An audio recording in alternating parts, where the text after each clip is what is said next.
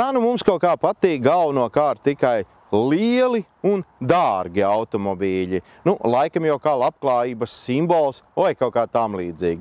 Bet izrādās, ka interesants var būt arī neliels un ne pavisam ne ļoti dārgs automobīls. Un par to šodien nedaudz vairāk. Peugeot 208 ir viens no vismazākajiem šī zīmola automobīļiem. Ne pats mazākais, bet viens no. Tā garums ir tikai 4 metri un 5,5 centimetri, un tajā pat laikā šis automobīls pārsteidz jebkuru. Nu, varbūt tāpēc, ka tas ir ļoti interesantā krāsā, bet varbūt arī tāpēc, kā ar to par garlaicību pie stūri, nu sūdzēties, nekādi nesanāk. Peugeot 208 ir pieejams gan kā pilnībā elektrisks automobīls, gan kā pilnībā benzīna automobīls, gan kā šis, kur ir elektrība ar benzīnu kopā. Tātad hybrid jeb hibrīda versija. Un te nu ir tieši laikā piebilst, ka beidzot Peugeot modeļu klāstā visi modeļi ir pieejami arī hibrīda izpildījumā. Kā jau jebkuram automobīlim un jebkuram modelim, arī Peugeot 208 ir pieejami vairāk aprīkojumu līmeņi. No tiem mūsu testa izmēģinājuma brauciena eksemplārs ir pats lēpnākais, jeb GT versija. Cena šim modelim sākās no 16 990 eiro un sniedzās līdz pat 28 000 ar asti. Visticamāk, šis ir tieši tas eksemplārs, jo viņš ir vispilnākajā komplektācijā ar hibrīdu, tātad spēka iekārtu un automātisko pārnesumu sistēmu. 1,2 litru benzīna motors atrodas šeit un tam blakus arī elektriskā daļa, kas viss kopā veido 136 zirgspēku jaudu. Ņemot vērā šā automobīļa svaru, tas ir vairāk nekā pietiekoši. Ražotājs paredzējis degvielas patēriņu šādā kombinācijā 4,6 litrus uz nobrauktiem 100 km.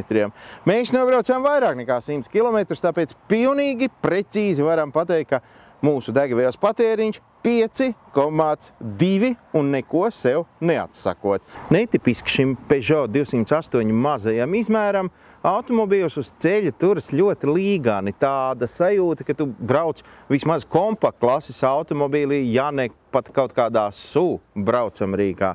Tas ir diezgan patīkami, bet tajā pašā laikā šis mazais auto ir saglabājis tādu kā kartinga efektu, jo tu vari ļoti strauji manevrēt tur, kur varbūt lielākam automobīlim tas jau prasīs vairāk laika un enerģijas.